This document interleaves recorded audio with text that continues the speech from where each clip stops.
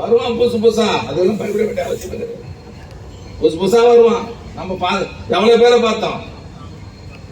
அது காலப்போக்கில் எல்லாம் சரியா போயிடும். அதெல்லாம் நம்ம பதில் சொல்ல வேண்டியதில்லை. இப்ப நிலைமை என்னன்னு தெரியுமா? லாட்டு சீட்டுக்கும் பிளாக் டிக்கெட்டுக்கும் இப்ப போட்டி நடந்துருக்குது. அது சில பேருக்கு புரியும், சில பேருக்கு புரியாது. அதான் நீட் எடுத்து ஏற்பாடு பண்ணிக்கிறானுங்க. எப்படின்னா எவனா பிடிச்சி வந்துட்டு மஞ்சாக்குடிதான் நினைக்கிறானுங்க. தமிழ்நாட்டில் அது வேவாது என்பதை மட்டும் இந்த நிகழ்ச்சி நான் தெரிவித்துக் கொள்ள கடமைப்பட்டது. அப்பேற்பட்ட இளம் தலைவருக்கு தான் நம்ம பிறந்த நாள் விழா கொண்டாடுகிறோம்.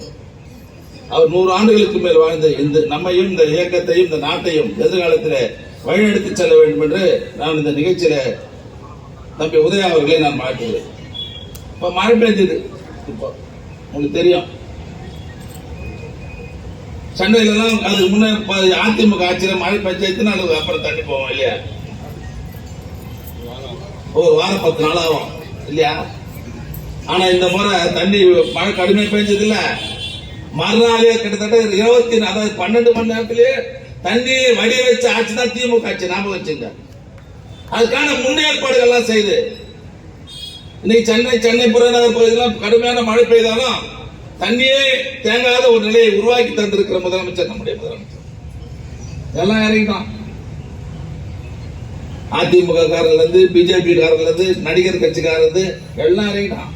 அரடி தண்ணியில போய் நின்று பாத்தீங்களா? தண்ணி கீழே கேமரா எப்படி எடுக்கிறான் இந்த அரடி தண்ணிய. பாருங்க தண்ணி தேங்குது. ஏன் தண்ணி தேங்குதா?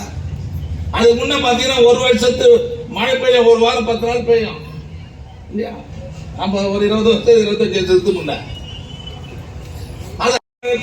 எப்படி பெய்யுதுன்னா 60 இன்ச்சு பெய்யுது. 5 சென்டிமீட்டர்லாம் பெய்யல. பெய்யற மழை 60 சென்ட் என் உயரத்துக்கு பெய்யுது. இவ்வளவு உயரத்துக்கு அப்படியே நாடு முழுவதும் பெய்ஞ்சா அந்த தண்ணி எங்க வெளியே போவோம்? இவனா சொன்னா வடிகால் எடுக்கல. நீ எந்த வடிகால் எடுத்தாலும் மேலதான் தண்ணி போக தவிர வடிகால போவோம். இந்த புயல் சாதாரண புயல். இது மாதிரி புயலை நாங்க பார்த்ததே கிடையாது. அது ஒவ்வொரு மாவட்டமா போய் இங்க இருந்து வந்தது மகாலிபுரம் நல்ல காலம் நாம தச்சோம். ஆமா, அதுவும் சாதாரணமா வரல. ஒவ்வொரு கிலோமீட்டரா வந்துக்குது. வேகமா கூட வரல.